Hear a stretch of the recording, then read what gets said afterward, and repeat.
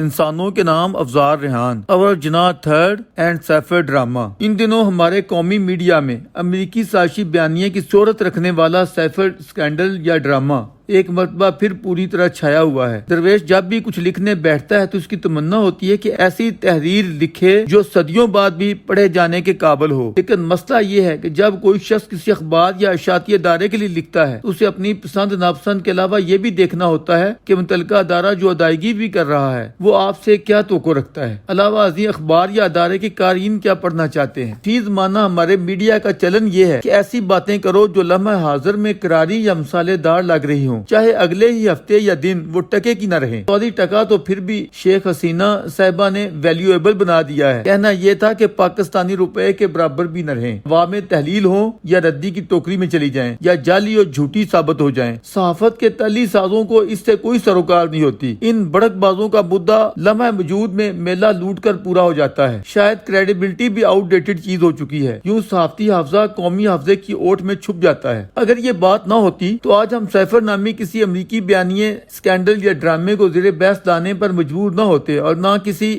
70 سالہ کھلنڈرے نوجوان کو کوچہ صحافت سے میراث پناہ کرتے کارکنان دستیاب ہو پاتے۔ ہمارا یہ وتیرہ کوئی 2-4 برس کی بات نہیں، نصف صدی بلکہ زیادہ سچائی کے ساتھ پون صدی کا قصہ ہے، جس کی برکت سے ہم ہٹلر مائنڈ، جاہ پرست مغرور حکمرانی کے بھوکے کھلنڈروں یا ڈراموں کو اقتدار کے سنگاسن پر لا بٹھاتے ہیں۔ بلا شبہ پلاننگ اسٹیبلشمنٹ کی ہوتی ہے، مگر اعلی کار تو ہمارے نعرہ باز ہی بنتے ہیں نا۔ ہمارا وزیر قانون اعظم تارڑ میڈیا کو یہ بتا رہا ہے کہ اعظم خان نے مجسٹریٹ کے سامنے جو اقبالی بیان دیا ہے اس پر 30 مارخاں کو اتنے بس سزا ہو سکتی ہے۔ یہ جتنے بھی اعظم ہوتے ہیں یہ باتیں بڑی بڑی کرتے ہیں لیکن نکلتا ان سے ککھ نہیں۔ پہلے ہی ایک اعظم بھائی نے ہمیں لکھ سے ککھ بنا کر چکر دیتے ہوئے ایسے پھینکا کہ ہم ابدی طور پر ٹکا ٹوکری ہو چکے ہیں۔ اس اعظم جٹ نے پہلے بھی بڑی بڑی چھوڑتے ہوئے سخت مایوس کیا، ہمیں کیا پوری پارلیمنٹ کو ایک غیر منتخب غیر نمائندہ شخص کے سامنے بے توقیر کر کے رکھ دیا۔ ویسے سزا ہو نہ ہو یہ تو عدالتوں پر منحصر ہے، جہاں ملزمان کو دیکھ کر یہ کہا جاتا ہے کہ آپ کی تشریف آوری پر ہمیں خوشی ہوئی ہے،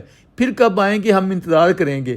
ایسے ماحول میں سزاؤں کے شوشے چھوڑنا بھی ایک طرح سے دل لگی کی بات ہے، لیکن مجسٹریٹ کے سامنے جو بات یا اقبال سابق پرنسپل سیکرٹری اعظم خان نے ننگے لفظوں میں کیا ہے وہ دلچسپی سے خالی نہیں ہے۔ آپ نے سائفر کو ڈرامہ قرار دیتے ہوئے فرمایا ہے کہ وزارت عظمیٰ کی کرسی پر براجمان شخص نے اپنی حکومت بچانے کے لیے ایسا جھوٹا اور بے بنیاد بیانیہ بنایا جس کا حقیقت سے کوئی تعلق نہ تھا۔ چیئرمین پی ٹی آئی نے کہا کہ میں سائفر کو غلط رنگ دے کر عوام کا بیانیہ بدل دوں گا۔ اس نے اس سازش میں کابینہ کو بھی شامل کر لیا اور میرے منع کرنے کے باوجود اس آفیشیل سیکرٹ کو خط کی صورت عوام میں لہرایا۔ یہ ڈرامہ پری پلان تھا۔ چیئرمین نے یہ سائفر 9 مارچ کو مجھ سے لے لیا اور بعد میں کہا کہ مجھ سے گم ہو گیا ہے، جو کہ سراسر خلاف قانون ہے۔ اس پر خود 30 مارخاں کا رد عمل یہ سامنے آیا ہے کہ میں نہیں مانتا، کیونکہ اعظم خان ایماندار آدمی ہے، جب تک اس کے منہ سے ایسی بات میں خود نہیں سن لیتا اس نوع کے بیان کو نہیں مانوں گا۔ یہ بھی کہا کہ میں سوشل میڈیا کے ذریعے اس ڈرامے کی بہت سی باتیں عوام کے سامنے لاؤں گا، اور میرے کارکنوں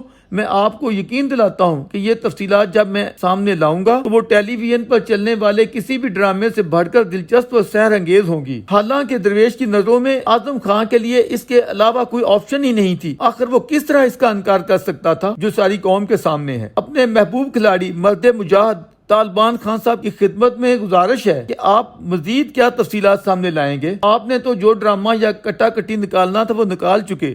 آپ تو دعائیں دیں بابا رحمتہ اینڈ کمپنی کو، جن کی برکت سے تاحال جیل یاترا سے بچے ہوئے ہیں۔ رہ گیا سائفر ڈرامہ، اس سے تو اب آپ خود یو ٹرن لے چکے ہیں، جبکہ نچیز جیسے بہت سے لوگوں نے اسی مارچ میں اس کی کلی کھول دی تھی۔ تبھی کی بات ہے جب آپ نے فرمایا کہ میں اس سائفر کے ساتھ کھیلوں گا تو درویش نے امریکہ میں تب کے پاکستانی سفیر ڈاکٹر اسد مجید خان کو فون کیا، جو انتہائی نفیس، سنجیدہ، باریک بین اور زیرک انسان ہے، اور درویش کی ان کے ساتھ دوستی لا کالج کے زمانہ طالب علمی سے ہے۔ وہ ناچیز کے سوال پر ہنسے اور بولے، ریحان صاحب پہلے مجھے یہ بتائیں کہ آپ کے خان صاحب کس سے نہیں کھیل رہے ہیں؟ اب یہ ساری روایات کوئی راز کی بات نہیں رہی۔ امریکی ترجمان بھی بار بار یہ کہہ چکا ہے کہ ہم کتنی بار اس کی تردید کریں، سرے سے ایسی کوئی بات ہی نہیں۔ اسد صاحب کا یہ بھی کہنا تھا کہ یہ ایک روٹین کا سیفر تھا۔ امریکی ترجمان کو اگر اردو شاعری سے شغف ہوتا تو وہ ضرور یہ پڑھتے۔ وہ بات سارے افسانے میں جس کا ذکر نہ تھا، وہ بات ان کو بہت ناگوار گزری ہے۔ لیکن درویش کی ناگواری یا تکلیف بات کا بتنگڑ بنانے والے 30 مارخاں سے بھی زیادہ ان طاقتور منصوبہ سازوں سے ہے جنہوں نے شغل میں